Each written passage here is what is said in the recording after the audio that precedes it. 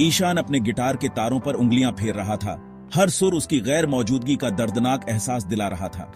मियां 10 साल हो गए जब वो हवा के झोंके की तरह गायब हो गई। उसकी यादें अब भी ताजा थीं, जैसे कल की ही बात हो। संगीत हमेशा से उनकी साझा भाषा थी, एक ऐसी भाषा जो शब्दों से परे थी। उनकी आत्माएं धुनों के जरिए बातें करती थीं। हर नोट, हर ताल एक कहानी कहता था। अब उसके संगीत में एक खालीपन था, एक ऐसा खालीपन जो कभी भरा नहीं जा सकता था। हर कॉर्ड एक सवाल था, क्या वो कभी वापस आएगी? क्या वो कभी उसकी धुनों को फिर से सुनेगी? हर लिरिक एक विनती, कहां हो तुम मियां? क्या तुम मुझे सुन सकती हो?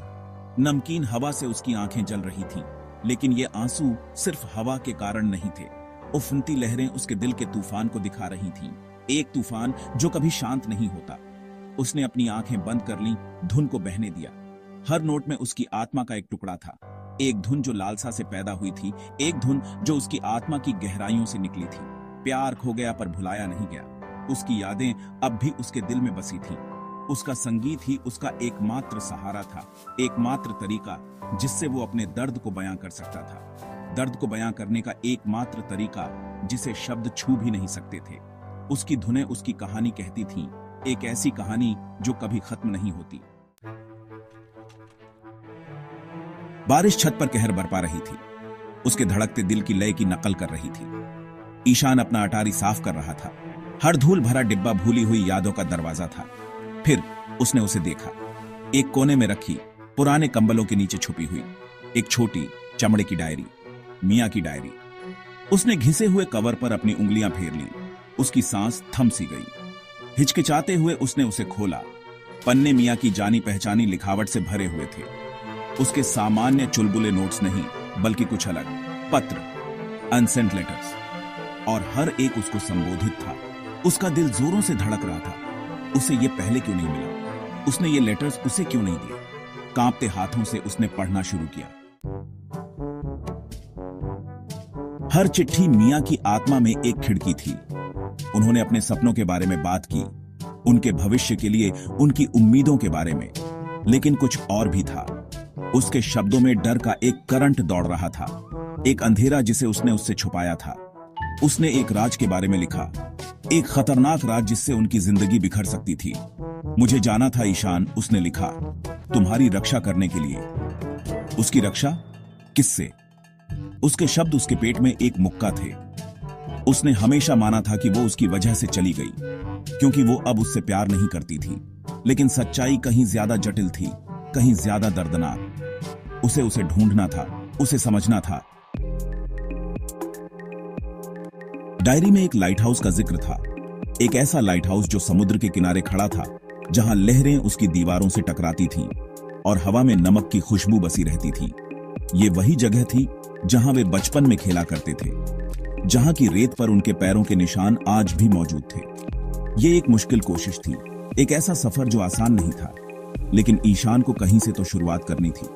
बूढ़ा लाइट हाउस कीपर, एक सख्त आदमी जिसकी आंखों में हजारों कहानियां थीं, उन्हें याद करता था। उसकी आंखों में एक गहराई थी, जैसे उसने जीवन के हर पहलू को देखा हो। वो हमेशा तुम्हारे बारे में बात करती थी, उसने कहा। उसकी आवाज उम्र के साथ कर्कश हो गई थी। कहती थी कि तुम उसकी आत्मा का संगीत हो। उसकी बातें ईशान के दिल को छू गईं, जैसे किसी ने उसके अंदर की गहराई को पहचान लिया हो। लाइट हाउस कीपर ने वही बात कंफर्म की जो ईशान का दिल पहले से जानता था। मियां उससे बहुत प्यार करती थी, लेकिन उसने कुछ नया भी बताया। उसने एक सायेदार आदमी के बारे में बात की, एक आदमी जो मियां के गायब होने से कुछ समय पहले उसके बारे में पूछ रहा था। ईशान के पेट में डर समा गया। ये आदमी कौन था और वो मियां से क्या चाहता था? ईशान के मन में सवालों का तूफान उठ खड़ा हुआ। क्या मियां किसी खतरे में थी? क्या वो आदमी उसकी जिंदगी में कोई अंधेरा लाने वाला था? बूढ़े लाइट हाउस कीपर ने बताया कि मियां अक्सर उस आदमी से डरती थी, लेकिन उसने कभी किसी को कुछ नहीं बताया।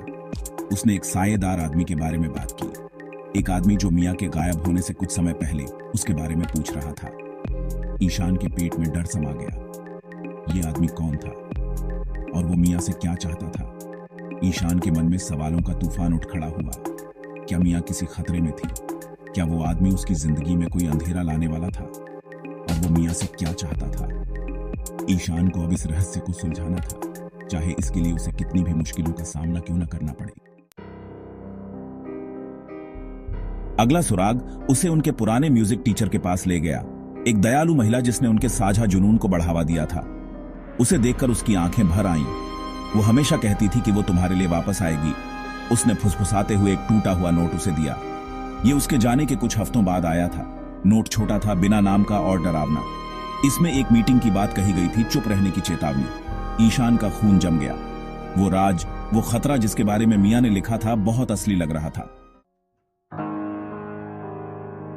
छठा भाग पार्क में हंसी की गूंज। पार्क में लाखों यादें थीं।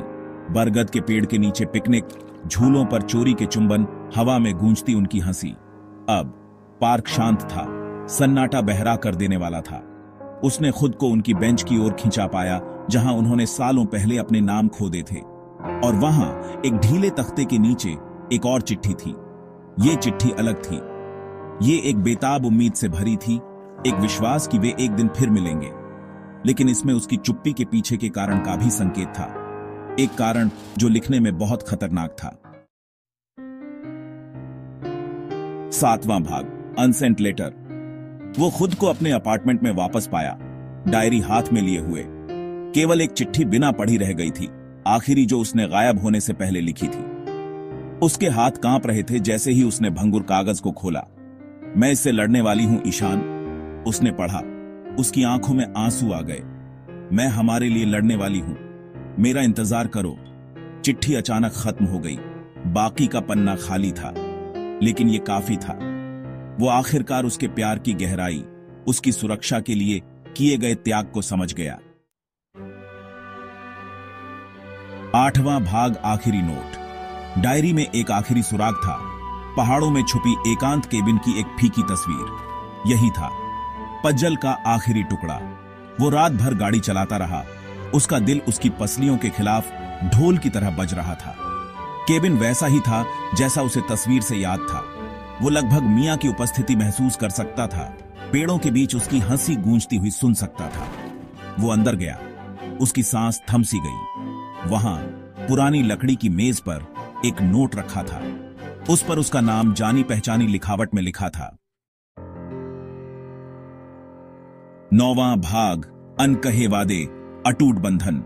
जैसे ही उसने नोट पढ़ा, उसके ऊपर राहत की लहर दौड़ गई, मानो उसके दिल का बोझ हल्का हो गया हो।